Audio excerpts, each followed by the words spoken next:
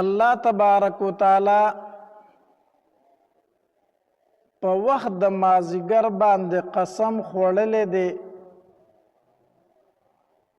معلومه دا شوه چې وخت د مازیګر ډیر قیمتي وخت دی. ولې قیمتي دی؟ د هغې یو څو وجې دي. یو وجه دا ده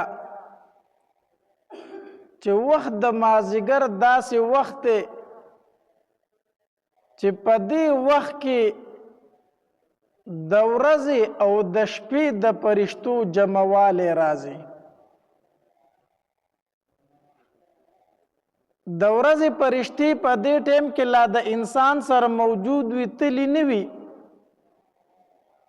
چې د شپې فرشتې راشي په دې ټیم کې انسان لره. نو دا داسې برکتي او مبارک وخت دی چې وخت د یو ځای کېدو د فرشتو دی د انسان. نو دا فرشتې چې کله بره اسمان ته لاړې شي، الله تبارک و تعالی ترېنه تپوس کوي زما بنده خو په کوم حال کې پرېښودو. فرشتې وی الله چې سار تلی وو هم په مانځه باندې ولاړ و د سحر، او اوس چې ترې راتلو ستا بنده هم پرېښودو په مونځ د مازدیګر باندې. الله چې تلی هم ستا په عبادت کې مشغول و، او الله چې راتلو هم ستا په عبادت کې مشغول و. نو دا ډېر مبارک وخت دی، برکتي وخت دی. د مازیګر مونځ دا ډېر اهمیت هم لري په مونځونو کې. حدیث مبارک کې راځي، نبی علیه الصلاۃ والسلام فرمایي وی د چا نه چې د مازیګر مونځ قضا شو فکأنما وتر اهله وماله، نبی علیہ الصلوۃ والسلام فرمایي دا داسې شو چې د دې انسان مال او اهل دواړه هلاک شو. د مازیګر مونځ ترېنه قضا شو، داسې شو چې د ده مال هم هلاک شو، د ده اهل و عیال هم هلاک شو.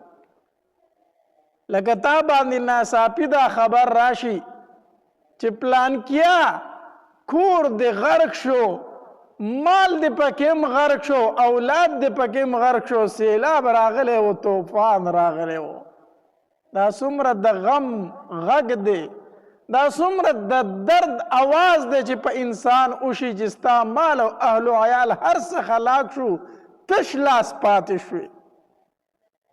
نو نبی علیہ الصلوۃ والسلام فرمایي د چا نه چې د مازیګر مونځ قضا شو، گویا چې د ده مال او اهل و عیال هر څه هلاک شو، د ده نه هر څه هلاک شو. دا ډېر برکتي وخت دی. او د افسوس خبره دا ده چې دکه د مازیګر وخت او د مازیګر دا مونځ د اکثرو نوجوانانو نه قضا کیږي. د مازیګر مونځ اکثر نوجوانان نه کوي. دلته په مسجد کې چې د مازیګر اذان وشي، دوی به بالونه راواخلي، ګروڼونو ته به روان شي. یا د مازیګر اذان کېږي، دی وایي راځه هلکه واک له وځو، چکر له وځو، سارا ته لږ وځو. دلته به د مازیګر اذان کېږي او دی به روان وي واک له. دلته به د مازیګر اذان کېږي او ده به بال راغستی، دی به روان وي ګروڼ ته. ظالمه دا خو هغه قیمتي وخت تا ضایع کو، هغه قیمتي لمحې دې ضایع کړي چې ستا په اسمان کې په دې ټایم کې حاضري لګېدله، ته لاړې اسمان ته غیر حاضر ورسېدلې، اسمان ته غیر حاضر ورسېدلې. ستا نوم داسې لاړ د الله رجسټر ته. الله تپوس کو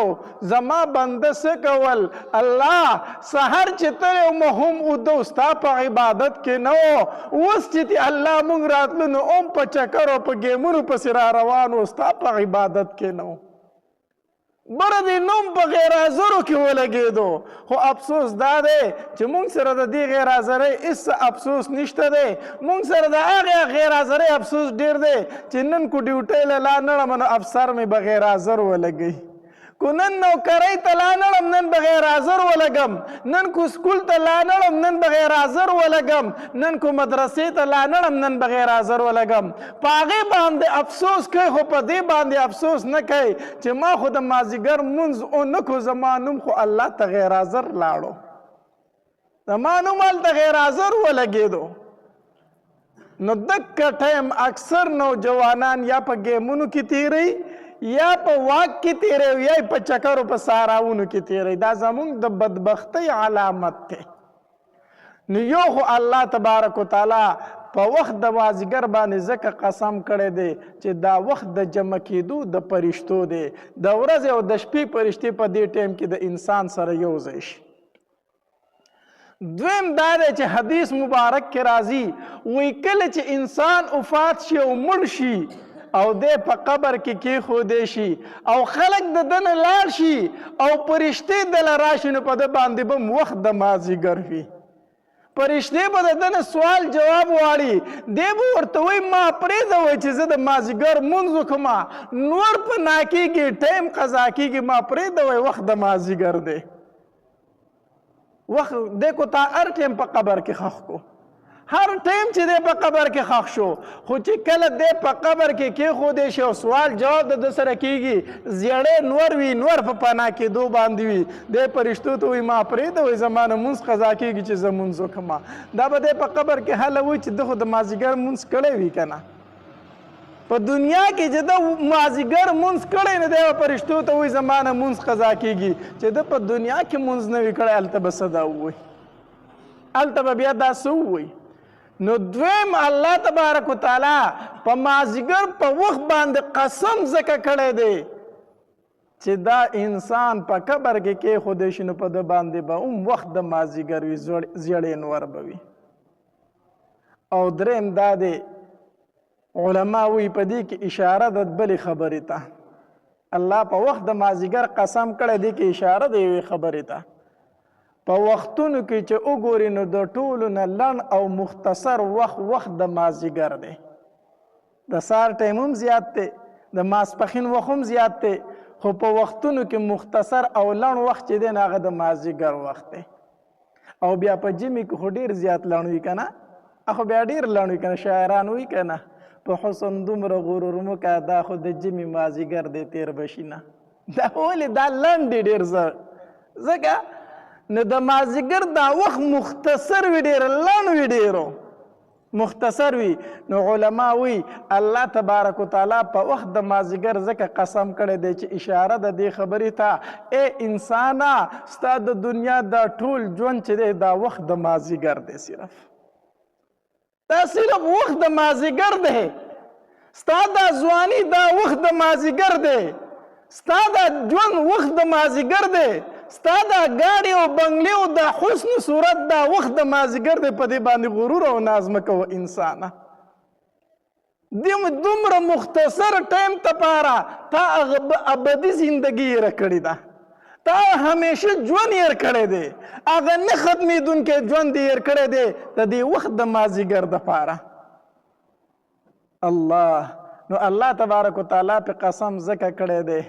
چې دا مازدیګر دا ټایم مختصر دی. اشاره د دې خبرې ته چې بنده ستا دا ژوند ډېر مختصر دی. د دې مختصر ژوند دپاره الله مه خفه کوه. د دې مختصر ژوند دپاره هغه خپله ابدي زندګي اور د جهنم ته مه غورځوه. الله حدیث مبارک کې راځي نبی علیہ الصلوۃ والسلام فرمایي الله تبارک وتعالی 100 حصے د رحم پیدا کړي. 100 حصے بیا یو حصہ رحم دی دنیا تراولګو د مخلوق تپاره او یو کم 100 حصے رحم الله د ځان د پاره کې خود. د دیو جن حدیث مبارک کې راځي الله تبارک وتعالی فرمایي وای زما رحم زما په غضب باندې مخ کې دی.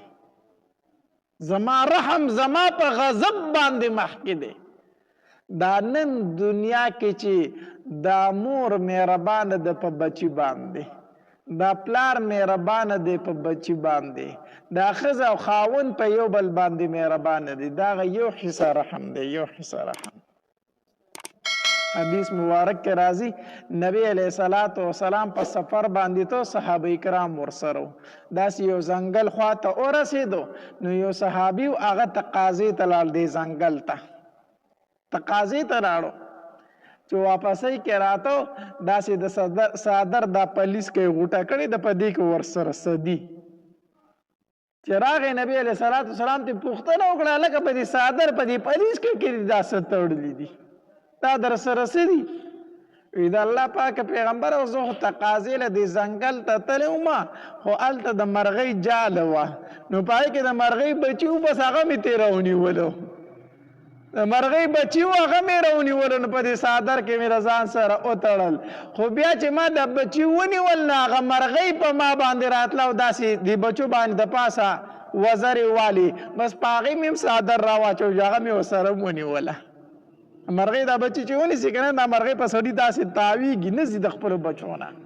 د خپلو بچو نه نځي. وی د الله پاک پیغمبر چې په هغې مې هم څادر واچو، هغه مې ورسره ونیوه، د څادر په پریز کې را سره هغه مرغۍ ده او د هغې هغه بچي دي را سره. نبی علیه الصلاۃ والسلام ورته وفرمیل ای زما صحابي،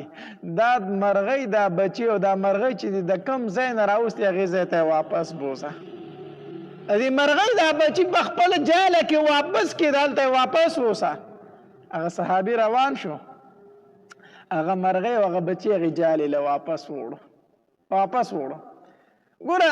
دې مرغۍ ته پته وه چې کو دا انسان ما ونیسي ما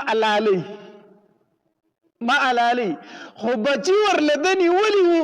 هغې د خپل مرګ پروا نه کوله، خپلو بچو له راتله، دومره په خپلو بچو مهربانه وه. تر مرغۍ نه بچي راونیسه که نه، نو هغه بیا ستا نه هېرېږي، ورنه مرغۍ چې د انسان په کش باندې پوه شي الوزي که نه الوزي، خو چې کله تا د هغې بچي ونیول هغه بیا ستا نه یېره نه کوي، بس تا په دې اوږه باندې کښېني، د خپلو بچو له راځي، هغه بیا خپل مرګ ګیر کړي، دومره په دې بچو باندې مهرباني چې هغې نه خپل مرګ بیا یېري چې یاره دا انسان کو ما ونیسي دی خو ما حلالوي، خو د بچو هغه رحم په هغې دومره غالب راشي د هغې نه خپل مرګ ګیر شي. چې صحابي دا مرغۍ او دا بچي خپل جالې له واپس وړو، نو نبی علیه الصلاۃ والسلام صحابه کرامو ته وفرمایل ای زما صحابو، دا مرغۍ په دې خپلو بچو څومره مهربانه ده، څومره خفه ده پې، څومره رحم کوونکې ده. وی الله تبارک وتعالی د دې مرغۍ نه چې دا په دې خپلو بچو سره مهربانه ده، زیات مهربانه دی په خپلو بندګانو. الله تبارک وتعالی د دین زیات رحم کوونکی دی په خپلو بندګانو باندې، ډېر زیات رحم کوونکی دی. یو ځل نبی علیه الصلاۃ والسلام یو زنانه ولیدله چې اور یې بل کړی، اور بچی دی ورسره په غېږ کې، نو د اور دا لمبي چې د دې طرف ته راشي نو دا داسې د اور ته شا وګرځي، دا بچی ته اخوا کړي چې دا لمبي زما د بچي له رانشي، نو خپله شا ورته مخامخ کړي، خو دا بچی ته نه سیټ ته کړي. نبی علیه الصلاۃ والسلام ورته ډېر په تعجب باندې کتل چې یاره دې زنانه ته وګوره، دې لمبو ته ځان مخکې کوي او بچی ته سیټ ته کوي. دا زنانه پوه شوه، نو دا راله نبی علیه الصلاۃ والسلام لره، وی د الله پاک پیغمبره تا دا خبره کړې ده چې الله تبارک وتعالی په خپلو بندګانو باندې د مور نه زیات رحم کوونکی دی، دا خبره تا کړې ده. نبی علیه الصلاۃ والسلام ورته وفرمایل او دا ما ویلي دي چې الله تبارک وتعالی په خپلو بندګانو باندې د مور نه زیات مهربانه دی، مور چې په بچو سره مهربانه دی، د دې نه زیات مهربانه دی. وی ښه د الله پاک پیغمبر چې تا دا خبره کړې ده که نه، نو زه خو دا نه غواړم چې دا خپل بچی دې اور ته ورتاو کړم، زه خو دا نشم برداشت کولی. نو د الله د خپل بندګان بیا څنګه اور ته ولي؟ ډېر عجیبه سوال یې وکړو، ښه ډېر زورور سوال دی که نه. تا ویلي دي چې الله تبارک وتعالی په خپلو بندګانو باندې د مور نه زیات مهربانه دی، مور په خپلو بچو دومره مهربانه ده څومره چې رب په خپلو بندګانو سره مهربانه دی. نو د الله پاک پیغمبره دا زما بچی دی او زه یې مور یم، زه خو چېرته دا نه غواړم چې دا بچی اور ته وولم. نو بیا الله د خپل بندګانو ورته څنګه ولي؟ دا خبره چې نبی علیه صلات وسلام مورد نو په سترګو کې اوښکې راغلې، مبارک سترګو کې اوښکې راغلې. وی او الله تبارک وتعالی چیرې هم خپل بندګان ورته نه ولي، خو هغه بندګان ورته ولي څوک چې د الله مقابلې ته ودرېږي، څوک چې د الله مقابلې ته ودرېږي، د الله خلاف ودرېږي، د الله جنگ ته ودرېږي. د الله جنگ ته چې ودرېږي الله هغه بندګان بیا ورته ولي. او تاسو به لیدلي داسې ډېر پلاران شته دی چې بچي جنگ ته مخالفت ته ودرېږي نو هغه پلار راولګي که نه هغه بچی مړ کړي. ډېر بدسته واقعیت تاسو اورېدلي، ډېر بچي داسې چې د پلار بېعزتي وکړي، د پلار دشمنۍ ته ولاړ وي، د پلار مقابلې ته ولاړ وي. پلار ته صرف پلار نه و چې دا پلار وي زه ځان له پلار یې مړه دی پکې چا راوستی دی. نو ډېر پلاران رالګېدلي داسې بچي بیا مړه کړي هم دي چې پلار ته پلار نه وایي. نو چې رب ته رب نه وایي، خالق ته خالق نه وایي، داغه مقابلې ته ودرېږي، داغه خلاف ته ودرېږي، داغه دشمنۍ ته ودرېږي، الله تبارک وتعالی بیا هغه بندګان ورته ولي، ورنه الله چېرې خپل بندګان ورته نه ولي. نو په ټولو کې زیات مهربانه په خپل مخلوق باندې څوک دی؟ الله تبارک وتعالی. مونږ چې قرآن شروع کړو د ټولو نه اولنۍ سورت چې دی سوره فاتحه ده. سوره فاتحه د سوره فاتحه په 2 آیت کې بیا ذکر د رحمان او د رحیم دی. الحمدلله رب العالمین الرحمن الرحیم. قرآن شروع شوی دی د الله په مهربانۍ سره. ګورې زما رب ډېر مهربان ذات دی،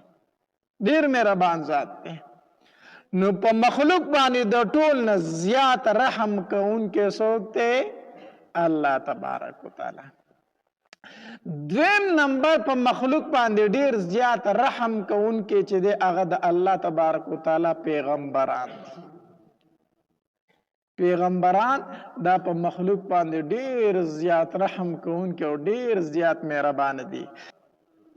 الله تبارک وتعالی په پیغمبرانو کې صبر ډېر زیات ایښی دی، ځکه د پیغمبرانو تربیت الله تبارک وتعالی په خپله کړی دی. حدیث مبارک کې راځي نبی علیه صلات وسلام فرمایي هر پیغمبر چې دی د ګډې او بیزي سره ولیدي. نو دا ورله الله تربیت کړی دی. په دې شپونکي کې صبر ډېر زیات موجود وي، ډېر زیات صبر پکې وي. دا ولې دی د بیزو سره عادت شوی وي،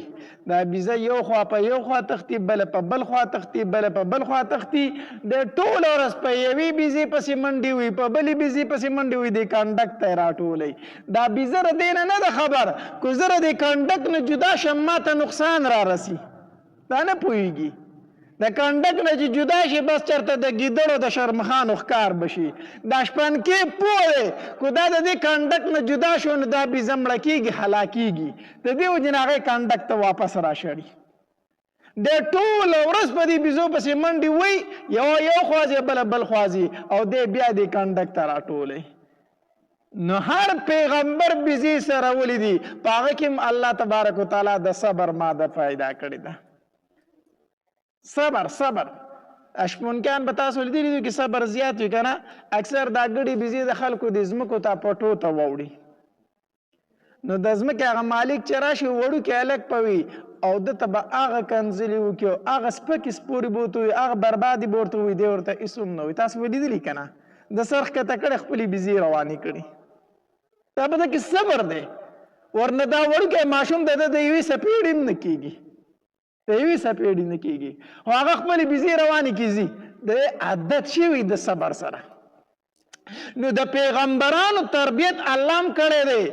ګډې بیزې سره ولې دې وجې نه چې دا امت هم په شان د دې دی، یو به یو خوا ځي او بل به بل خوا ځي، یو به یو خوا ځي او بل به بل خوا ځي. پیغمبر ته پته ده چې دی د دې ډلې نه د کنډک نه جدا شو دی هلاکېږي. پیغمبر یو رابلي او دې کنډک ته یې راولي، مسلمانانو دې ډلې ته یې راولي. شیطان دی مه جدا کېږه د دې ډلې د مسلمانانو نه، ورنه ګمراه به دې کې هلاک به دې کې. د مسلمانانو دې ډلې ته راځه او کله کله شپنکې پکې غوسه هم شي یو نیمه بیزی چې ډېر زیات تنګ او دا د کنډک ته نه رسېدی پسې منډې ووایي چې خو ډېر ستړی کې وایي نیسي که نه بیا یو ګزار ځمکې له هم راپرېږدي وایي ستړی دې کړمه خو پیغمبرانو کې الله دومره صبر ایښی چې هغه داسې نه کوي ښه هغوی د خپلو ګډو بیزو سره هم داسې نه دي کړي موسی علیه السلام بیزې سره ولي نو یو بیزه ته یو چیلی ته وتښتېده موسی علیه السلام پسې منډې وی بس هغه په جاړو کې ننوځي او موسی علیه السلام پسې ننوځي حتی در دې پورې چې په آخر کې هغه چیلی راونیو ځکه چې ستړی شو د منډو نه ووتو موسی علیه السلام راونیو نو چې وی کتل نو دا چیلی ټول زخمی دی د غنو ډک دی او چې ځان ته وکتل نو په خپل بدن کې هم روغ ځای نشته ټول غنو څیرلی و خوږ کړی دی نو شروع شو خپل ځان ته نه ګوري اول د هغې چیلي نه هغه غني لر کوي هغه غني ترې وباسي نو موسی علیه السلام ورته وویل وی که په موسی دې رحم نه کو نو کم از کم په خپل ځان خو به دې رحم کړی و که نه په موسی دې رحم نه کو نو په ځان خو به دې رحم کړی وګوره څومره دې ځان خوږ کو ټول دې ځان زخمی کو نو اول چیلی د غنو نه پاک کو او چې هغه پاک کو نو وروسته بیا ځان ته ونښتو نو ځان نه یې غني ویستلي دومره مهربانه پیغمبر ښه دومره رحم کوونکی نو په کوه طور باندې چې ورسره د الله تبارک وتعالی ملاقات وشو نو الله تبارک وتعالی ورته وفرمایل وی ای موسی هغې چیلي ته دې ډېر زیات صبر کړی و ښه هغه د دې ډېر صبر کړی و ډېر رحم دې پې کړی و اول دې د هغه بیا د غنو نه پاک او وروسته دې ځان پاک کو هغې صبر د وجې نه مې درته پیغمبري در نصیب کړه نن دې پیغمبر کومه نو صبر ښه څیز دی نو په مخلوق باندې د ټولو نه زیات رحم کوونکی الله دی او په الله پسې بیا د الله پیغمبران دي نبی علیه السلام چې کله د مکې والو نه مایوسه شو نو لاړو طایف والو ته وی هلته څه مشران دي هغې ته به دعوت ورکمه کیدای شي هغې زما خبره ومني نو چې د قوم مشران خبره ومني کشران بیا خود مني نو چې مشران زما سره ملګري شي کیدای شي طایف کشران هم زما سره ملګري شي خو چې نبی علیه السلام طایف ته لاړو نو هغې بدبختو په ځای د دې چې خبره یې منلې وې په نبي علیه السلام پسې د کلي ماشومان ورپسې کړو وی دا لیونی دی په ګټو باندې وولی او د خپل کلي نه وباسئ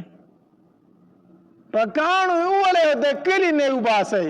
نبي علیه السلام مایوس شو د طایف نه را روان شو نو د طایف د کلي ماشومان ورپسې شو په کاڼو به یې ویشتل او چغې به یې پسې والې او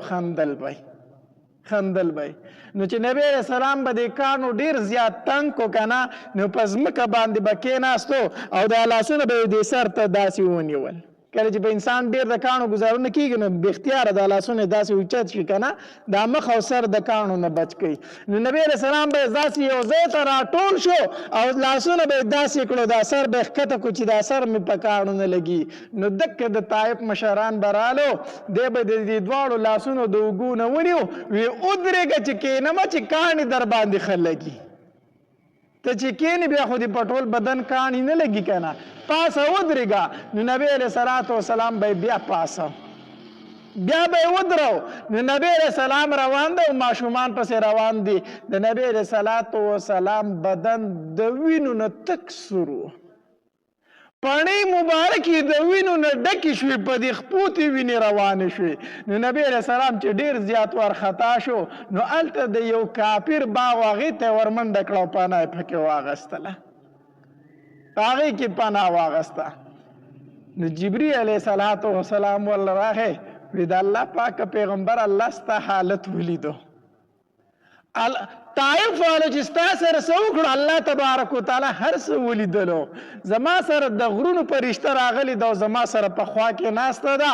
هغه اجازت غواړي چې د پیغمبر ته ووایي چې ما ته حکم وکړي چې زه دا دوه غرونه په دې طائف والو باندې یو ځای کړم چې دوی په منځ کې ومږم چې مخ د ځمکې ته وزګار کړم دوی ستا سره ډېر ظلم وکړو الله هر څه ولیدل نبی علیہ الصلوۃ والسلام ورته وفرمایل وینا زه خیری نه کوم خیر دې دا زما امت ته نه پوهیږي پوه بشي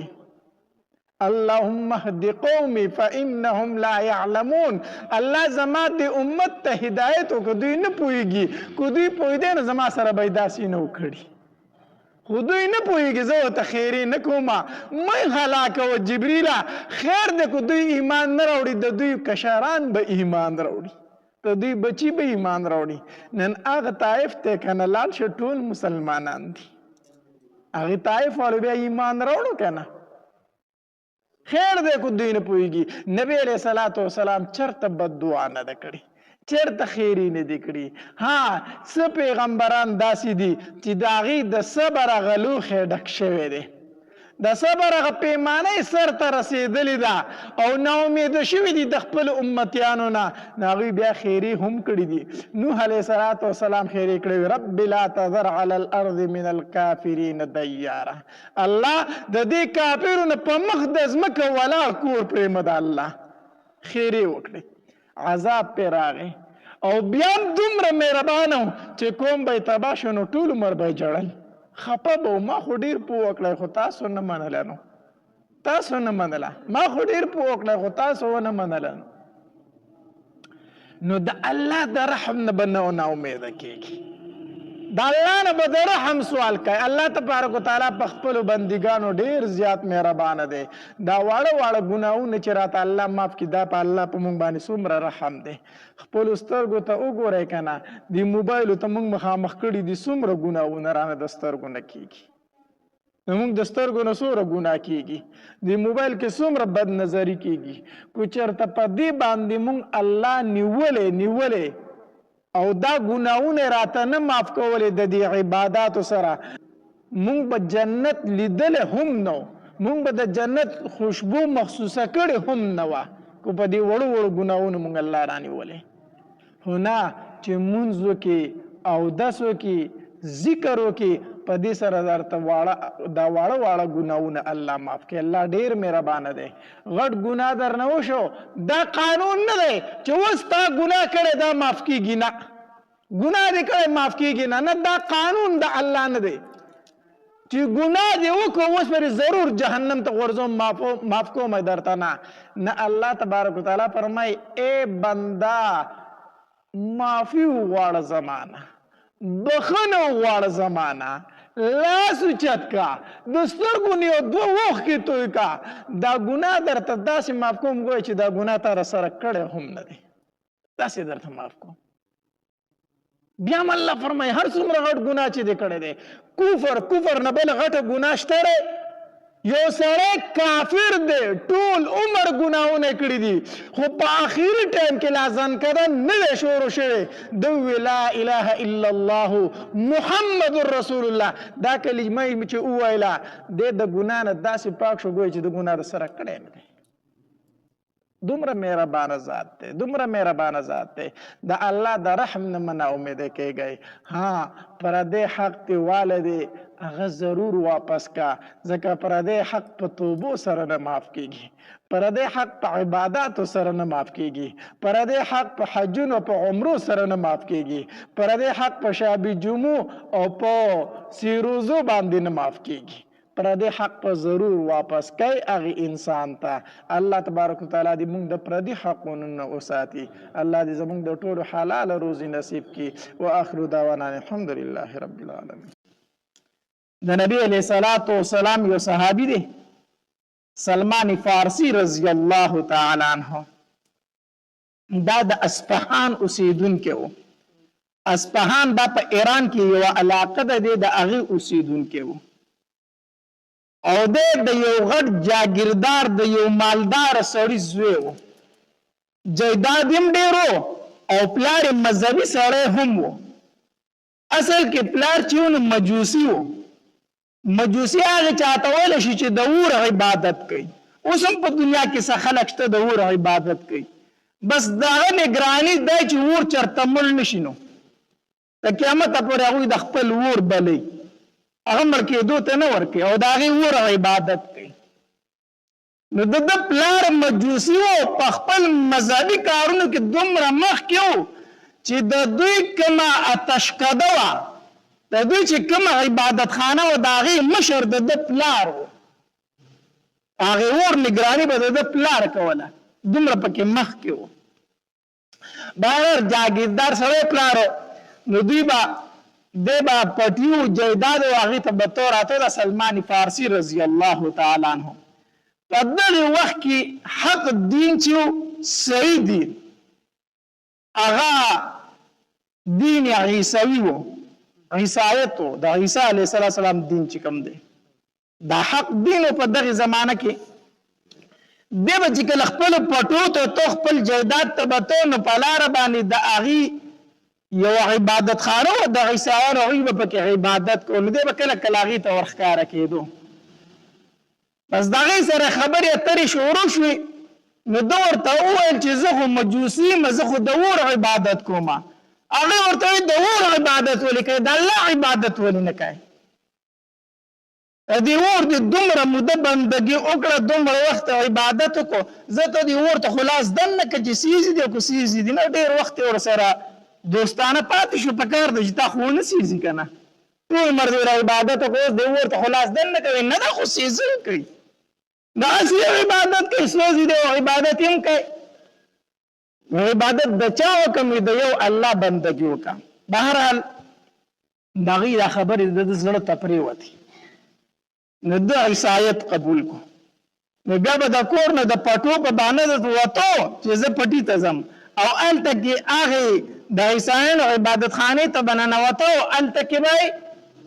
عبادت کو پلار یې پې خبر شو چې پلار یې پې خبر شو نو دی ډېر زیات ووخو سلمان فارسي رضی الله تعالی عنه ډېر زیات ووخو ته ما ته نه ګورې زه د خپل دین مشر یم او تا خپل دین پرېښود بل دین دې قبول کو ډېر زیات یې ووخو حتی در دې پورې چې په زنځیرانو یې وتړو چې وی تړو بهرحال دغه عبادت خانې والا ته وویلو چې دلته خو ما پلار نه پرېږدي په څه طریقه ورته خبر ولېږو خو ستاسو مین مرکز ستاسو غټ مرکز کوم ځای کې دی زموږ غټ مرکز په شام کې دی وی کو چېرته ستاسو څه کسان شام ته تلو ما خبر کړه چې زه ورسره لاړ شم ځکه دلته ما پلار نه پرېږدي هغې ورته ویل ټیک ده بیا څه عیسایانو شام ته تلل ده ته سوال جواب راولېږل چې موږ ځو کو ته راسره ملګری کېږي روان شه نو سلمان فارسي رضی الله تعالی هغه زنځیران مات کړو په هره طریقه چې ځان کوله وکړو هغې قافلې ته ځان ورسو او لاړ شام ته ځان ورسو شام ته وتښتېدو چې شام ته ورسېد هلته یې تپوس وکړو په تاسو کې غټ پادري دلته کم یو دی د عیسایانو چې کم غټ عالم دغه دلته کم یو دی چا ورته یو ته نه خو دا دی چې هلته لاړ ډېر ضعیفه پادري و ده د هغه خدمت شروع کړه خپله ټوله کیسه یې ورته وکړه چې پلار مې ډېر مالدار سړی دی او زه د یو مالداره سړي زوی یم خو پلار مې مجوسي دی او زه یې په دغې باندې مجبوره کړی کوم زه د کور نه راتښتېدلی یم او ما عیسایت قبول کړی دی هغه ورته وایي ټیک ده زما سره به ده به د هغه خدمت کوو زده کړه به یې ترې کوله او هغه پادري ډېر ښه سړی و ښه سړی و نیک سړی و ده د هغه خدمت کو خو بوډا و نو چې کله د هغه د مرګ وخت رانږدې شو د ځنکدن ټایم و بیمار شو نو ده ورته وایي ته خو مرې مړ کېږي او زه خو مسافر یم وطن ته واپس تللی نه شم چې ته مړ شې نو زه به چېرته ځم ما ته خو هم سلار وښیه که نه نو دغې پادري ورته بیا بل پادري وښو په پلانکۍ علاقه کې زمونږ یو پادري دی او ډېر نیک سړی دی ته به د هغه خواله لاړ شي چې زه مړ شم بهرحال دغه پادري مړ شو دوی دفن کو چې دفن کو سلمان فارسي رضی الله عنه خپله کډه کندرې راواغسته روان شو لاړو هغې بل پادري ته ورسېد هغه ته خپل کیسه وکړه چې تعالی پلان کی په فادری را لګلې ما غمل دی هغه راته چې د خپل بل شغه ورته وی ټیک ده د هغه خدمت شروع کړو دا غره زده کړ شروع کړ خو دا دیم فادری چې کنه دا خسړې نو سلمان فارسی رضی الله عنه فرمایي دی ټیک سړې نو اسی په ظاهر کې د ځان نه یو پیر یو نیک رخکړو خو نور ډیر دنیادار سره پیسې به د خلکو نه غستله په طریقې جمعواري کوله یما د خدمت کو دیم بوډاو دې عالم په ملکې دو شو نه ما ورته چې ته عمرې خو زما چرته زم ادره ته دریم تن یاد کو چې زمر شم الته بلار شي بهر حال دیم مرش چې دې مرشو یا غزان روان شو ما غیدرم پادری له ورسیدم یغم ضعیف سړی و دا خدمت میکو کو داغم ټیم د مرګ راغی چې هغه مړ کېده هغه ته مې تپوس کو چې ته رانه مرې زه به چېرته ځم هغه راته یو خبره وکړه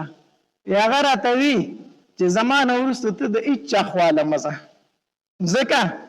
زمونږ عیسایت چې دی دا اوس ډېر خراب شوی دی اوس به خلکو د ځان نه ډېرې خبرې ویستلې دي اوس داسې یو سړی نشته چې زه تا ته وښیم چې د هغه خواله لاړ شه ته د هېچا خواله مه ځه خو زه دا وخت داسې اینم که نه چې د آخرې زمانې د پیغمبر د راتلو ټیم دی موږ د خپلو کتابونو نه معلومات کوو او موږ ته د خپلو کتابونو نه اندازه داسې کېږي چې د آخرې زمانې د پیغمبر د راتلو وخت پوره شوی دی نو ته د هېچا خواله مه ځه د آخرې زمانې د پیغمبر تعالی شروع که زمانه پس سلمان فارسی رضی الله عنه فرمایلی هغه ته زه پیژنم څنګه دغه فادری ورته تا ته زه 15 علامات ښیم چې دا 15 نښې پکې موجود وي که نه دا به د آخرې زمانې پیغمبر وي کمې وی یو دا چې د آخرې زمانې پیغمبر چې په کومه علاقه کې پیدا کېږي هغه به شګله نظمه کوي تش بیابان به وي شګې به وي شینکې به پکې نه وي یو دا علامت دی وی دویم دغه پیغمبر چې کومې علاقې ته هجرت کوي په هغې علاقه کې به کجورې ډېرې زیات وي کجورې به پکې زیات وي دریم علامت د دې پیغمبر دا دی چې صدقه به قبلوي خو خوري به یې نه او څلورم علامت دا دی چې هدیه به قبلوي هم او خوري به هم او پنځم علامت دا دی چې شاته د ونو په منځ کې به مهر نبوت وي دا پنځم علامت دی دا پنځه خبرې چې دي پکې وموندلې که نه دا داخلي زمانه پیغمبر دی سلمان فارسی رضی الله عنه فرمای وې دغه فادری مفات شو مونږه دفن کو او زه دغه د خوانه روتم او ځان له مسګړي بيزي واغستي تجارت نو شروع کو چې دا تجارت بکوم او دا ګړي بيزي وساروما دا شپانه خو ګرځي په هر علاقې ته دی رسیدلې کنه نو ګرځم او د خلکو نه معلومات کوم د اخر زمانه پیغمبر پسې بګرځم اګړي بيزي می واغستي ځان می تجارت هم کو هغه می سرول هم نو خوش کو په بیابانونو باندې بګرځیدم یو قافله را سره میلو شولا داغینه می تپوسو کوم چې تاسو د کومې علاقې یې ما ته وی چې موږ د مکی یو ما چې یاره داسې دې زمانه کې تاسو خبر شوي نه چې چا د پیغمبرۍ دعوه خو به نه کړي یا هغوی راته وایي چې هغه زموږ په علاقه کې دی که نه زموږ د علاقې سره د پیغمبرۍ دعوه خو کړي یو هلک راوتی دی ما ته وایي ستاسو په علاقه کې موجود دی وي چې او ما چې ستاسو علاقه څنګه علاقه ده چېرې زموږ علاقه خو تشې شګې دي نو تشې شګې دي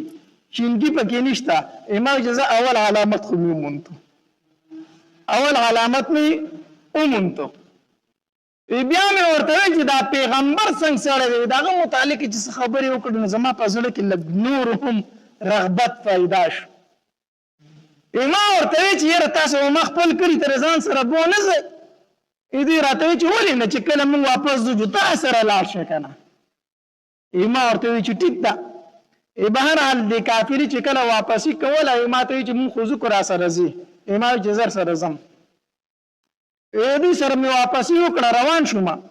وی دغه کسان ډېر ظالمان وختل دغه قافلې والا وی زما سره چې کومې ګډې بیزې وي په لاره یې درنه هغه په زور واغستې هغه رانه هر څه واغستل او زه یې پرې نه ښودلم زه یې ونیولم او هلته کې منډایي ته بوستم په هغه وخت کې به دا وینځه غلامان خرڅېدلو منډایي ته یې بوستم د تجارت قافله وه وی هلته کې وویل چې دا زموږ غلام دی موږ یې خرڅوو ما ډېرې چغې وویلې چې زه غلام نه یم آزاد سړی یم آزاد سړی یم وی چا منله هغه قافله وه د هغې خبره خلکو اورېده زما هغه چا نه اورېدله په منډایي کې خرڅ کړم غلام یې رانه جوړ کړو سامان یې رانه مو اخېستو غلام یې رانه م جوړ کړو خرڅ یې کړم وی چې خرڅ یې کړم ډېر زیات مې وچړل ډېر زیات مې وچړل وی ما وی چې الله د بادشاهۍ ژوند مې پرېښودو د ملکۍ او د نوابۍ ژوند مې پرېښودو د پلار خو مې په علاقه کې ملکي او نوابي وه او زه راوتې دې دپاره وم چې د آخر پیغمبر ته ځان ورسوم دین حق قبول کړمه نه خو زه غلام شم زه خو اوس د آخرې زمانې پیغمبر ته هم نشم رسېدی اوس خو د دوی خوښه ده چې ما سره څه کړي نو ځکه غلام به تښتېدی هم نه شو چې غلام به وتښتېدو نو د هغه مرګ به دوی روا ګڼو وجې به یې بیا چې کوم ځای به چا اعلان دی کوي وایي وجې دا تښتېدلی دی زما غلام دی نو تښتېدی خو هم نه شم ځکه که وتښتم بیا خو مې مرګ ځای دی او ژوند د غلامۍ شو ډېر زیات مې جړل الله ته بهر حال دی که چا چې اخیستی وم هغه په بل خرڅ کړم هغه په بل خرڅ کړم څه ډېر ځایونه خرڅ شوم تقریبا څه 25 ځایه خرڅ شوم په آخر کې چې زه چا واغستم هغه د مدینې منورې یهودي هغه واغستم چې هغه واغستم هغه روان کړی وم بوستم وی هغې علاقې ته ورسولم چې کجورې پکې ډېرې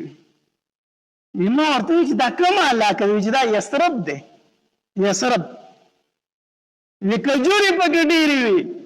وی زه خوشحاله شوم ګوره چې دا پیغمبر هغه ځای بدای کو ځکه مدینه منوره کې کجوره ډېره زیاته ده ښه علماو لیکلي دي چې کله حج له لاړ شو عمرې له لاړ شو بیا مدینې منورې ته ځي که نه نو په بس کې چې ناست دی که نه او کله د کجورو باغات شروع شو د کجورو باغونه شروع شو نو د مدینې منورې حدود شروع کېدو والا دي د دغې ځای نه به ته درود شریف شروع کړي چې کله د مدینې منورې د کجورو باغات تا ولیدل که نه الله دې موږ ټول حج عمرې له بوځي چې کله د مکې نه ځئ مدینې منورې ته نو چې کله د کجورو باغات شروع شو د کجورو ونې شروع شوې د دغې ځای نه څه شروع کړه درود شریف په شروع کوي دا علماو لیکلي صحیح طریقه ده د دغې ځای نه به درود شریف شروع کوي د دغې ځای نه بیا د مدینې حدود شروع کېږي ځکه نو مدینه منوره کې کجوره ډېره ده ما وایي چې کېدی شي هغه هجرت چې به کوي هغه به دا ځای به هر حال د یهودي سره ومه او هغه له مې به زمینداره کوله او دا یهودي را باندې ډېر زیات مین وي ما به له ډېر په اخلاص کار کوو نه را باندې مین هم ډېر زیات و وی لګیا وم په پټو کې مې د هغه کار کو په کجورو کې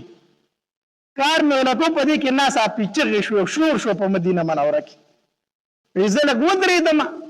چې دا شور داسې شي دی وی تپوس مې وکړو چې ولې دا خلک سره راوتی دا شور او دا غوغا سره جوړه شوه وی چې د آخرې زمانې هغه پیغمبر چې و که نه هغه د مکې نه مدینې منورې ته هجرت وکړو هغه پیغمبر د مکې نه مدینې ته راغی وی ما وی چې زه الله تبارک وتعالی هغه دویم علامت هم پوره کړو دویم هم پوره کړو وی نه غواړم خپل مالک لره مالک ته مې وي چې ما له لږې کجورې نه راکوې غلام دی که نه ما ته چې ما له لږې کجورې نه راکوې زه له دغې سړي خوا له ځمه ځان سره به لږې کجورې وسمه هغه راته وي چې ولې نه کجورې والتې که نه د ځان سره مې کجورې واغستې وامې غستې لاړم د دغې پیغمبر خواله چې ورسېدم ما ورته کجورې مخې ته کېښودې ما ورته وایي چې زه سلمان فارسي یم د فارس اوسېدونکی یم خو دلته غلام یم ما ته وایي چې دا کجورې د څه دي ما ورته وایي چې دا مې تاسو له صدقه راوړې ده نبي علیه السلام رانه واخستې قبول یې کړې ملګرو ته وایي چې هلکه وخورئ تاسو وخورئ ما ورته وایي چې تاسو وی چې سلمانه موږ پیغمبران صدقه نه خورو، موږ پیغمبران صدقه او دریم علامت خو پوره شو، موږ پیغمبران صدقه نه خورو. وی رالما بیا د مالک خواله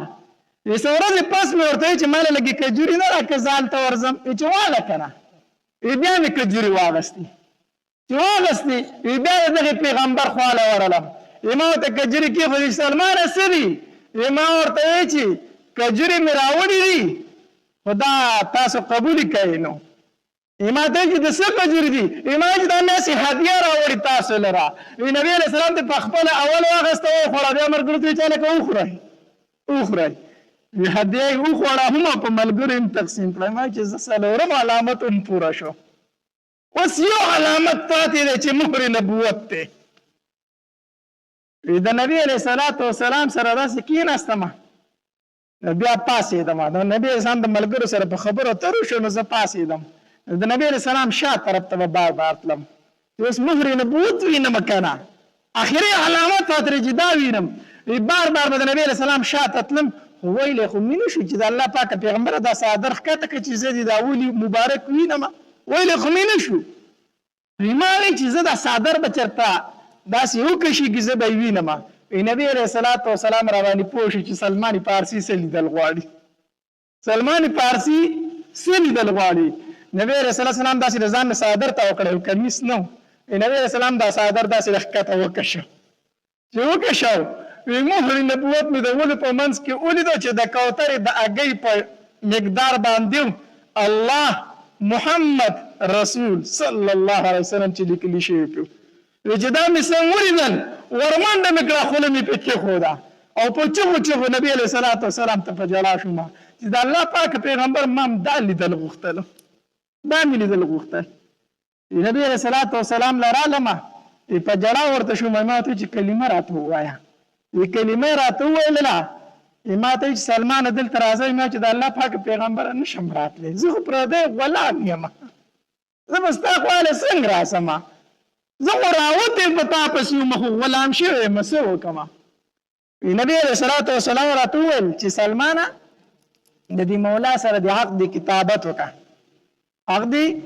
کتابت سره وکړه، مکاتب دې تا جوړ کړي، ووایه ته زه بل دومره دومره پیسې درکړم، ما آزاد کړه، دا عقد سره وکړه. ما ویل چې ټیک ده. لاړم خپل مولا ته مې ویل چې ما آزاد کړه، زه به درله پیسې درکړم. نو چې سړی څوک یو شی نه خرڅوي که نه، نو داسې ریټ یې ووایي چې څوک یالي نه که نه، داسې که نه. زما نه مولا ډېر رضا و. هغه راته وایي سلمانه دومره به سره راوړي، دومره به سره راوړي، او په دې پلان کې باغ پټي کې راله د کجورو یو باغ ولګوه، او چې کله هغې کجورو دانې شروع کړي نو بیا به خبرې کوو، بیا به څه کوو؟ ما چې زما ارمان نه پوره کېږي، زما ارمانو یو به دومره سره د کم طرفه راوړم، او بل دا چې کجوره دانه نیسي، ته کجوره ناله کې هغه غټېږي او بیا دانې نیسي، په هغې کې کلونه لګي. کجوره ناله کوي که نه، بیا چې هغې دانې ته رسي نو څو کاله پکې لګي. ما چې دا ارمان زما نه پوره کېږي. رالم نبي علیه السلام لره، سترګو نه مې اوښکې روانې شي. ما چې د الله پاک پیغمبران نه کېږي. ما ته ویل چې ولې؟ ما ورته چې یو قرآن هغه دومره سره غواړي، نو زما سره کم دي، زه غلام یم. او دویم هغه و چې کجورو باغ راله ولګوو چې دانې ونیسي، بیا به دې آزاد ومه. نو دا کېږي؟ نبي علیه السلام راته وفرمایل چې سلمانه دا خبره ورسره پخه کړه، دا ورسره څه کړه؟ پخه کړه. الله پاک پیغمبر سره کم دي، بس ته ورسره خبره وکړه، حق زه سره وکړه، بیه سره پوره کړه. صحیح دی. زه لاړم، امام مولا ته وایي چې دا عقد راته منظور دی، دا راته څه دی؟ بیه زمونږ منظور دی. چې صحیح ده، هغه هم په خندا شي. صحیح ده چې ته ماله باغ لګوې، بیا کجوري کوې، بیا به وروسته ګورو. صحیح شو. بیه مې ورسره وکړله. ورځې لږې غونته تېرې نه وي چې نبي علیه السلام راپسې سوال جواب وکړي. سلمان فارسي ته وایي چې زما خواله راشي. د نبي علیه السلام خواله رالمه. نبي علیه السلام راله سره راکړو چې سلمانه دا سره واله، دا سره واله. الله قربان شم د خپل محبوب نه. سره څوک چاله ورکوي، په کیلوګانو سره څوک چاله ورکوي. نبی علیہ الصلوۃ والسلام ته د یو تن اسلام دومره خوښ دومره خوښ د یو مسلمان ازادېدل ورته دومره خوښ وي سلمان واله دا سره د الله پاک پیغمبر هغه چې کوم سره یادوي دا خو لږ دي دا خو نه پوره کېږي سلمان دا اوس ته خو ورته دا وتله که نه دا خو ورته وتله وي چې سره مې وړو مولا له مې وړو مولا ته مې چې دا سره وتله وی چې هغه وتلل چې څومره هغه ولي دومره وختل هغې کې سره ولږ ما چې وړه ولږ خو چې څومره هغه ولي دومره وختل دا د نبي علیه السلام څه وه معجزه وه د نبي علیه السلام ښایي سره خو وشو اوس کجوري به څه کېږي نبي علیه السلام کجورو د کار ټایم راغی نبي علیه السلام راته وایي چې سلمانه ته چې ځمکه برابر کړي بیا ما ته سوال جواب وکړه چې کجوري پکې درله وکړو کجوري پکې درله ما چې ځمکه برابر کا نبی علیہ السلام لعلم د الله پاک پیغمبر ځمکه مې تیاره کړې د کجوري پکې کرل غواړي نبی علیہ السلام ملګری شو صحابه کرام ورسره دي لاس په څوک نه وړلی کجوري زه په خپله کرم نبی علیہ السلام تمامې کجوري په خپل لاس نحل کړي الله په خپل لاس مبارک باندې نبی علیہ السلام باغ ولګو کجوري نال کړي چې کجوري نال کړي کجوري دومره زر زر غټېدې چې د کجورو د بار ټایم راتلو ټولو کجورو بار ونیو په یو کال کې ویم کرلې کجورو څه ونیولې دارې م ونیولې باردارې م شولې زر زر غټې شوې سلمان فارسي راغلی د الله پاک پیغمبر کجورو خو دانې کړي دي ته خو راشه نن دارې له لږ کره نبی علیہ السلام چې لاړ په باغ کې ګرځي اوس تمامو کجورو دانې نیولي خو په ټول باغ کې دوه بوټي داسې دي چې هغې دانې نه دي کړي هغې دانې نه دي کړي هغې بار نه دی نیولی نبی علیہ السلام پریشانه شو چې دې ټول باغ د کجورې نیولي دي دوه ډکو پکې ولې نه دي نیولي عمر رضی الله تعالی په خندا شو د الله پاک پیغمبر دا دوه ډکې پکې ما کرلي وو دا پکې ما کړي د الله پاک پیغمبر دې ځکه کجورې نه دي کړي نبی علیہ السلام وایي دا وباسئ دا وباسئ شابه والا په خپل لاس مبارک پکې دوه ډکې نور نار کړو او چې څنګه یې نار کړو هغې دوه ډکو هم بار ونیو هغې هم څه ونیو بار ونیو سلمان فارسي رضی الله تعالی عنه لاړ هغې خپل مولا له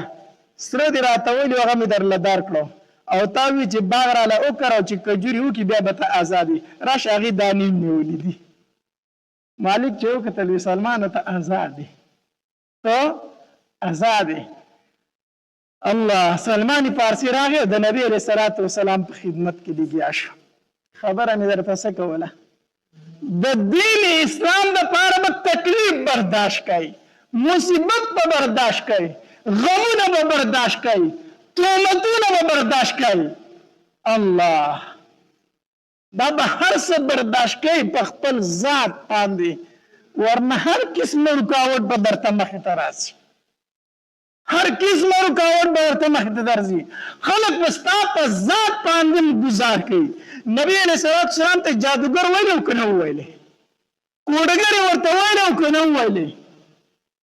نبی علیہ السلام ته جادوګر ویلی دی نبی علیہ السلام ته کوډګر ویلی دی نبی علیہ السلام ته مجنون ویلی دی نبی علیہ السلام ته ساحر ویلی دی شاعر ورته وایي د نبی علیہ السلام لورانو له طلاقونه ورکړي دي د نبی علیہ السلام لورانې دوخانونه راتاو کړي دي د نبی علیہ السلام غاښونه مبارک شهیدان کړي دي د نبی علیہ السلام پاڼې مبارکې د وینو ډکې کړي دي شوي دي که دا نه دي شوي عایشه بیبي ته تپوس کوي د الله پاک پیغمبره په تا باندې کومه ورځ ډېره سخته راغلې ده عایشې چې کله طایف ته لاړم که نه د طایف خلکو په ګوتو وویشتم هغه ورځ راباندې ډېره سخته وه راباندې ډېره سخته وه زه څوک یم او ته څوک یې ما به څوک معاف کړي او تا به څوک معاف کړي ما تا ته به د دین په کار کې رکاوټ جوړېږي که نه جوړېږي ضرور به درته جوړېږي کله به دې په ذات باندې ګزار کېږي کله به دې په یو طرف ګزار کېږي کله به در باندې په بل طرف ګزار کېږي برداشت پکای برداشت پکای دا ډېر ګران کار دی دا ډېر ګران کار دی قربان شم د خپل محبوب نه او ډیره اخیره زمانه راوتی دا الله دې زمونږ د دین اسلام حفاظت وکړي. نبی علیہ الصلوۃ والسلام فرمای وی څلور څیزونه داسې دي چې دا چاته ورکړی شو کنه نو دته د دین او د دنیا ټولې ښېګړې ورکړی شي. صرف څلور څیزونه دي دا چې چاته میلو شو د دین او د دنیا ټولې ښېګړې دته میلو شوي. په هغې کې یو نبی علیه الصلاة والسلام فرمایي وی هغه ژبه چې کومه د الله په ذکر باندې مشغوله وي، هغه ژبه چې په هغې باندې د الله ذکر کېږي. دویم نبی علیه الصلاة والسلام فرمایي شکرګزار زړه، داسې زړه دی چې هر ټیم د الله شکر وباسي. او دریم نبی علیہ الصلوۃ والسلام فرمایي داسې بدن چې هغه مشقت تکلیف برداشت کوونکی دی، لږ لږ تکلیف سره چغې نه وي، تکلیف برداشت کوي. او څلورم نبی علیہ الصلوۃ والسلام فرمایي نیک عمله بیبي چې هغه د خاوند په مال کې او دا ښځه په خپل ځان کې خیانت نه کوي، کو خاوند موجود وي کو موجود نه وي، دا خپل ځان د خاوند امانت ګڼي. نو نبی علیہ السلام فرمایي دا څلور څیزونه چې چاته میلو شو کنه دته د دنیا او د آخرت د دین او د دنیا ټولې ښېګړې میلو شي. په هغې کې یو نبی علیه السلام څه شی ذکر کړی؟ داسې ژبه چې د الله په ذکر سره مشغوله وي، د الله په ذکر سره مشغوله وي. نو بهترین څیز بهترینه ژبه هغه ده چې په هغې باندې د الله ذکر کېږي. خبره ځکه کوم په دې موضوع باندې لږې خبرې ځکه کوم چې زمونږ په معاشره کې د الله ذکر ډیر لږ پاتې شوی دی، د الله یاد ډیر کم پاتې شوی دی. هر انسان د ځان ته سوچ وکړي زه سحر را پاسېدلی ومه، ماښام شو شپه شوله کټ ته وختم اوده کېږمه، دې د ځان سره حساب وکړي د سحر نه واله تر دې شپې پورې ما په دې ژبه باندې د الله ذکر څومره کړی دی، په دې مې کنځلې څومره کړي دي، په دې مې غیبت څومره کړی دی، په دې مې چغلۍ څومره کړي دي، په دې مې لمسې څومره کړي دي، په دې ژبه باندې د دوو تنو جنګول ما څومره کړي دي. هر انسان دې سوچ وکړي که نه، بیا به هر تن ته په خپله پته ولګي چې زه په دې ژبه باندې د الله ذکر څومره کومه، څومره زه په دې ژبه د الله ذکر کوم. هر سړی دې د ځان سره حساب وکړي. سار شو ماښام شو ورځ ټوله تېره شوه زما په دې ژبې باندې د الله نافرمانۍ ډېرې شوې کو د الله یاد پرې ډېر وشو. نو نبی علیہ الصلوۃ والسلام دغه صحابي ته فرمایي بس ته دا خبره د ځان سره یاده کا چې ستا ژبه د همیشه د الله په ذکر باندې څه وي؟ لمده وي، لمده د الله په ذکر باندې خپله ژبه لمده ساته. او دا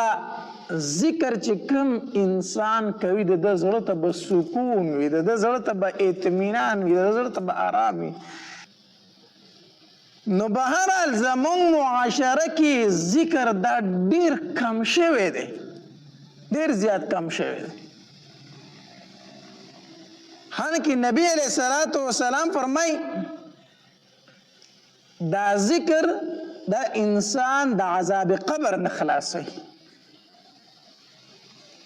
ذکر انسان د عذاب قبر نه خلاصوي. نبی علیہ الصلوۃ والسلام فرمای وما عمل آدمی عملا انجا له من عذاب القبر من ذکر الله. نبی علیہ الصلوۃ والسلام فرمای وی په اعمالو کې داسې یو عمل بل غوره نشته او بهتر نشته چې هغه تا د عذاب قبر نه خلاص کې سیوا د ذکر د الله نه. حدیث مبارک دی. نبی علیہ الصلوۃ والسلام فرمای وی په عملونو کې چې هغه عمل چې تا د الله د عذاب نه خلاصوي، د عذاب قبر نه د خلاصوي، هغه د الله ذکر دی. او عذاب قبر خو به تاسو اورېدلی وي د علماونه. الله دې موږ ټولو ته فنا راکړي. عثمان رضی الله تعالی عنہ چې کله مقبرې ته ورغی او په قبر به سترګې ولګېدې نو ډېر زیات په ژړل، حتی تر دې پورې چې دا اوښکې به یې په دې ږیره باندې بهېدې. نو چا ته نه تپوس وکړو عثمانه د جنت ذکر کېږي د جهنم ذکر کېږي دومره نه جاړې، خو چې کله مقبرې ته راشي او قبرستان ویني او قبر ویني بیا ډېر جاړې، او د جهنم ذکر چې کېږي دومره نه جاړې. دا ولې؟ عثمان رضی الله تعالی ته وفرمایل وی دا قبر چې ده کنه دا د آخرت د پوڼو نه اولنۍ پوڼی ده. دا قبر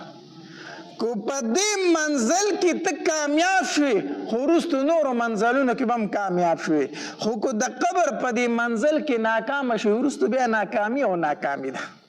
بیا خو کامیابي نشته دی. دیو جن نبی علیہ الصلوۃ والسلام به فرمایل وی ما ته دا یره ده که نه چې تاسو به د خپل مړي دفن نه کوئ، که نه ما به الله تبارک وتعالی ته فرمایلي وو چې تاسو ته د عذاب قبر ښودلی وي، خو تاسو به خپل مړي بیا دفن نه کوئ. او نبی علیہ الصلوۃ والسلام فرمایل وی دې سارو باندې عذاب قبر نشته دی،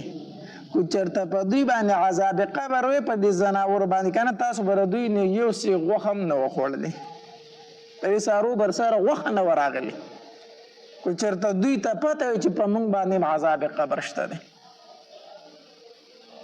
دیو جن نبی علیہ الصلوۃ والسلام به فرمایل وی القبر روضة من ریاض الجنه او حفرة من حفر النیران. نبی علیہ الصلوۃ والسلام به فرمایل وی دا قبر چې دی کنه دا د خاورو یو ډیره کې مه حسابوئ،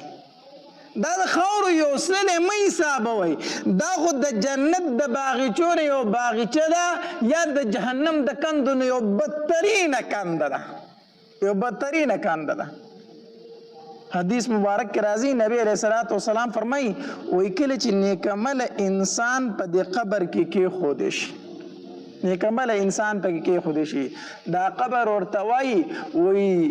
زما په شا زما په ملا چې څومره خلک ګرځېدل که نه په هغې ټولو کې ما ته ته خوښ وي،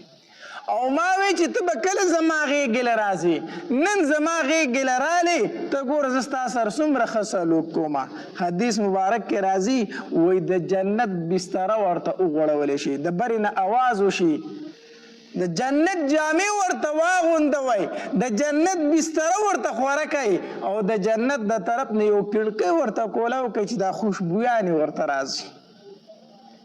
او دا قبر پې کولو شي.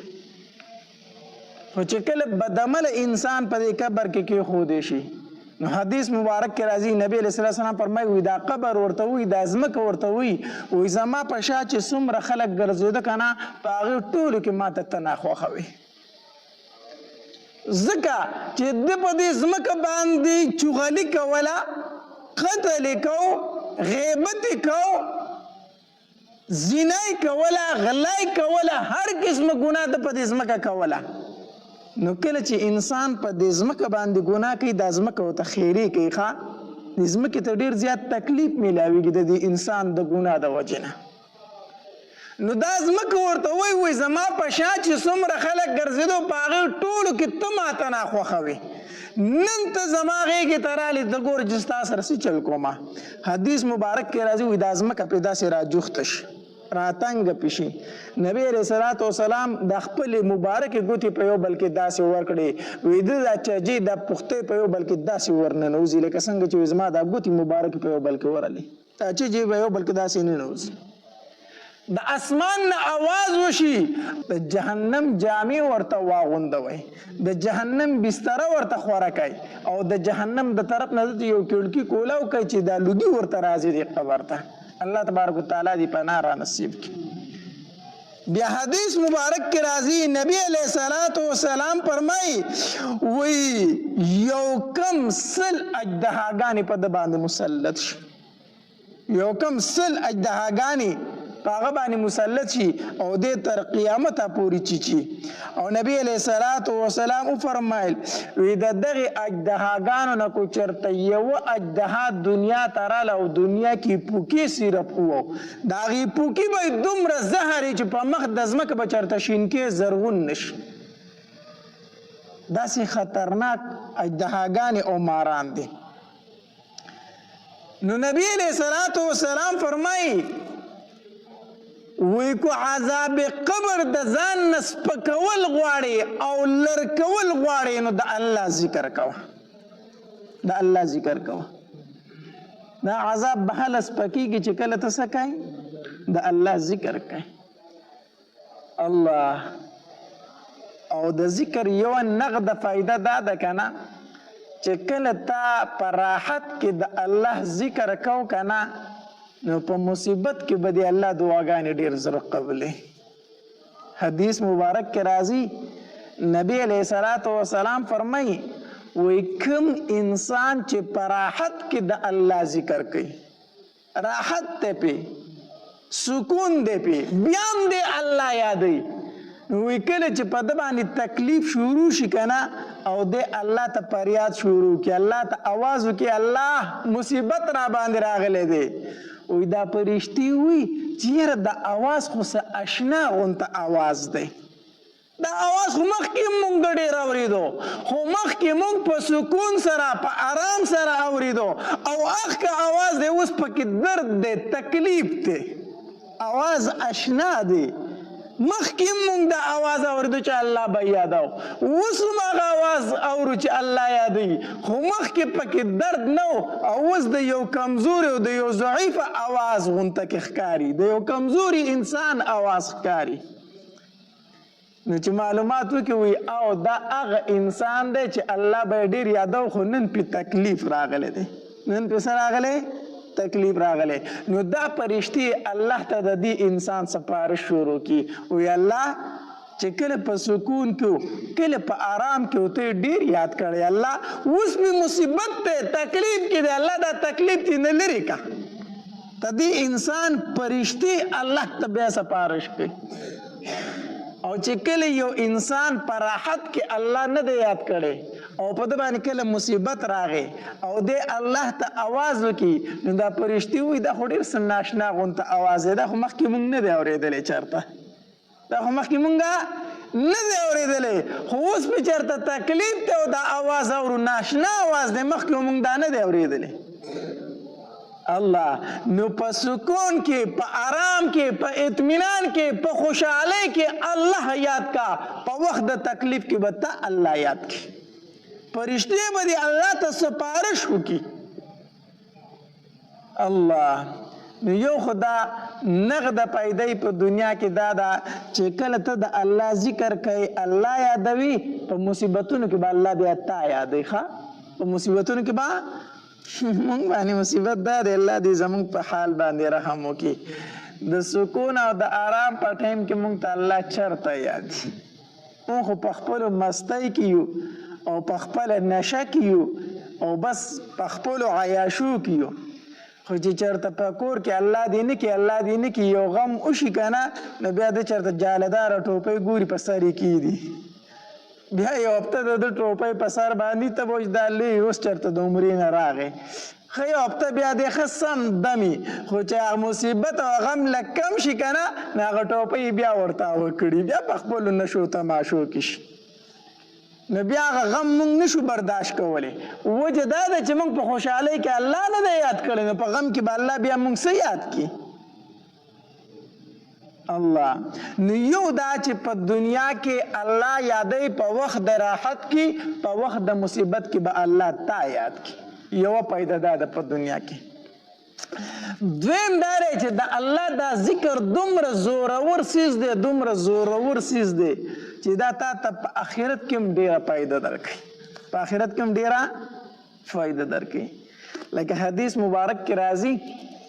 نبی علیہ الصلوۃ والسلام د صحابه کرامو سره ناستو په دې دوران کې یو باندچی صحابي راغی وی د الله پاک پیغمبره په مؤمنانو کې به هم داسې یو کس وي چې په جهنم کې به پروت وي او په جهنم کې به پاتې شي نبی علیہ الصلوۃ والسلام او فرمایل وی نه داسې غوسه نشته دی ټول مسلمانان به جنت ته ځي ها یو مسلمان دی چې هغه به ډېر اخر ته په جهنم کې پاتې کیږي هغه ډېر اخر ته پاتې کیږي صحابه کرام تپوس کوي د الله پاک پیغمبر دا کوم انسان دی چې دی په جهنم کې د ټولو نه اخر ته پاتې کیږي نبی علیہ الصلوۃ والسلام او فرمایل په جهنم کې به یو کس وي او هغه به د الله ذکر کوي او په چغه چغه به لګي چې یا حنانو یا منانو یا حنانو یا منانو دا چغه به وي دا چغه به د جبرئیل علیه السلام تر غوږو شي جبرئیل علیه السلام به ووري چې د جهنم نه आवाज راځي او आवाज د الله د ذکر دی یا حنانو یا منانو دا आवाज دی الله ته आवाजونه کیږي د جهنم نه نو جبرئیل علیه السلام به د الله د عرش ته لاندې په سجده پریوزي چې په سجده پریوزي سر به په سجده پروت وي الله تبارک وتعالی به ورته فرمایي ارفع رأسک یا جبرئیل ای جبرئیل سر اوچت کا نو جبرئیل علیه السلام به سر اوچت کی چې سر اوچت کی الله تبارک وتعالی به ورته فرمایي جبرئیل ولې څه ناشنا خبره وشو چې په سجده پریوتې څه چل وشو جبرئیل علیه السلام به ورته فرمایي الله یو आवाज مې د جهنم نه واورېدو او ډېر په درد کې لګیا دی او ډېر په تکلیف کې لګیا دی او تا ته اوازونه کوي چې یا حنانو یا منانو الله دغه کس خو د جهنم نه روباسه که نه الله تبارک وتعالی به ورته وفرمایي ای جبریله لاړ شه د جهنم چې کوم داروغه دی چې د هغه نوم مالک دی او مالک ته ووایه چې دغه سړی روباسه کم چې د یا حنانو یا منانو چغې وي جبریل علیه السلام به لاړ شي داروغه ته به ووایي د الله تبارک وتعالی حکم دی چې په جهنم کې یو تن پروت دی یا حنانو یا منانو چغې وي هغه د جهنم نه روباسه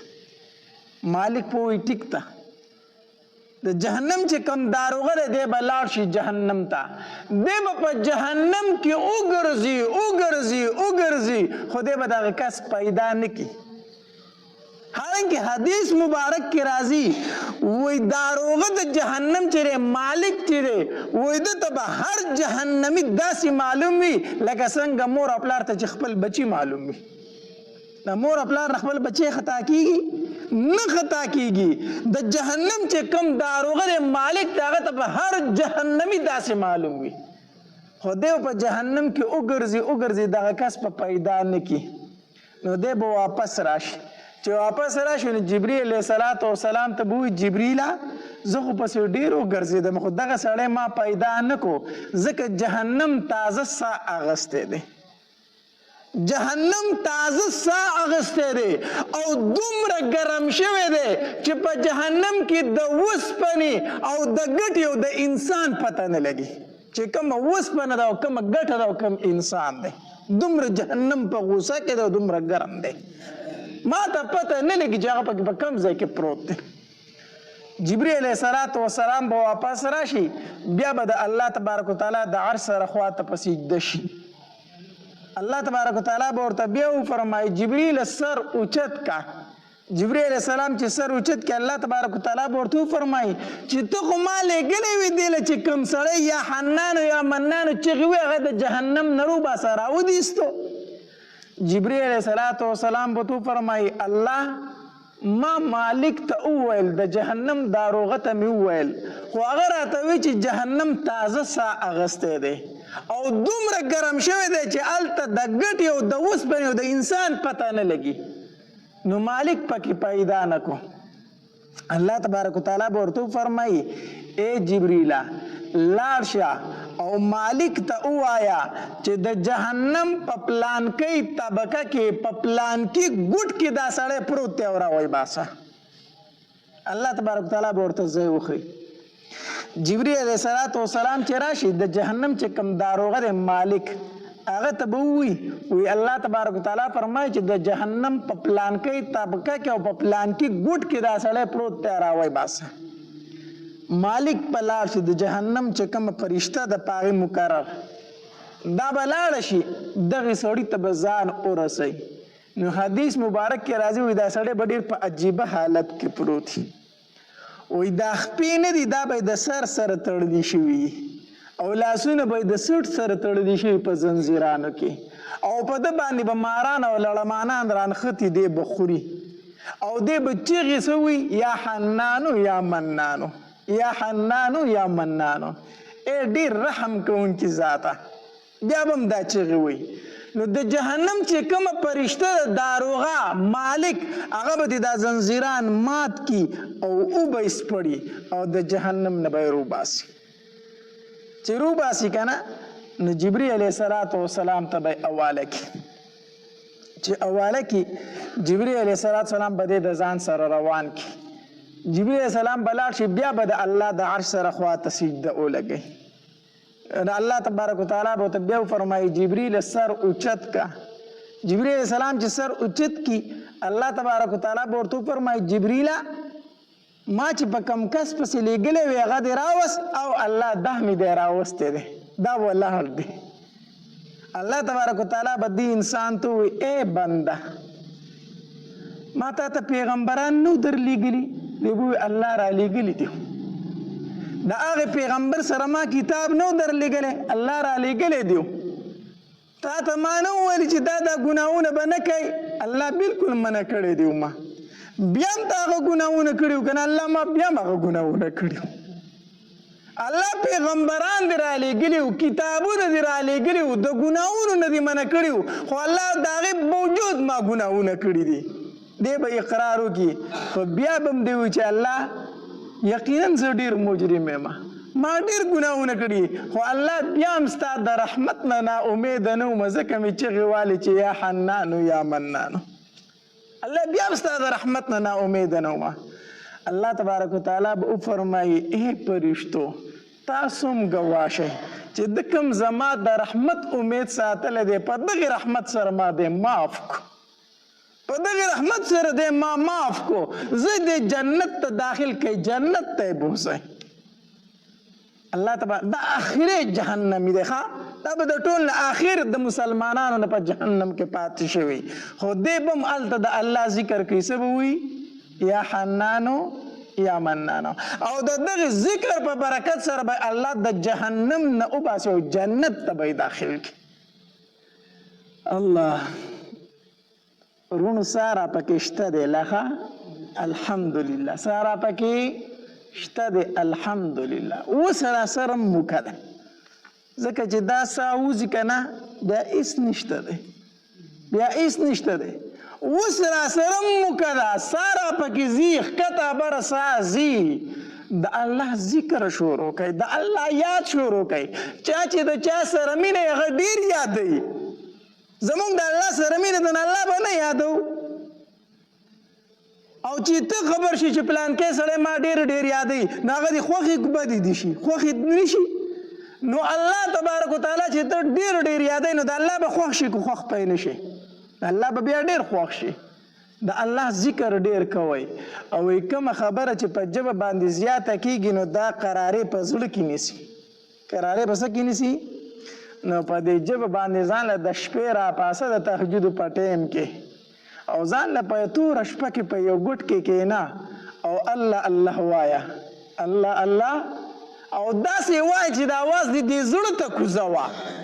د اواز دې زړه ته کوزوه ګوره چې دا الله دا نوم ستا په زړه کې قرارې نیسي که نه نیسي الله دې زموږ په حال باندې رحم وکړي چېرته به چېرته ځم داسې به ډېر کم کسانې چې د شپې دې جومات ته راغلی او دلته ځان له په دای ګوټ کې ناست او د الله ذکر یې شروع کړی ډېر کم به داسې که نه ډېر کم به داسې چې د شپې پاسېدلی او راغلی د هغې جومات په دې ګوټ کې ځان له ناست او الله ته په ژړا شوی د الله ذکر یې شروع کړی او الله ته چغې وایي چې الله الله الله الله دې زموږ په حال رحم وکړي یقین وکړه زموږ د معاشرې نه ذکر پاک ختم شوی دی ذکر پکې د سره څوک عبادت نه حسابوي چې دا ذکر هم یو عبادت دی ذکر شروع کړئ دا تسبیح راوالی د دې یو برکت دی ځکه چې دا در سره په لاس کې بې اختیاره به د الله ذکر کوي د دې یو برکت دی دا څه ریاکاري نه ده چې ریاکاري ده دې کې ریاکاري نشته دی دا تسبیح چې در سره ته به بې اختیاره داسې الله الله الحمدلله سبحان الله الله اکبر دا به وایي عادت د سړي جوړ شي بیا د الله ذکر کوئ د دې ډېرې زیاتې پیدې دي په دنیا کې هم پیدې دي په آخرت کې هم پیدې دي په وخت د خوشحالۍ کې الله یاد کوي په وخت د مصیبت کې به الله مونږ یاد کوي الله تبارک وتعالی د عمل کولو توفیق را نصیب کړي داسې ښایسته بیانات اورېدلو دپاره زموږ یوټیوب چینل واجد اسلامیک سټوډیو سبسکرایب کړئ په دې به تاسو ته انشاءالله العزیز ښایسته واقعګانې او بیانات میلاویږي او د غنټې د نشان سره کلک کړئ چې تاسو ته آینده نوې ویډیوګانې مخې ته راځي او د خپلو ملګرو سره لازم د ثواب په نیت باندې شریک کړئ. والسلام ډېره مننه.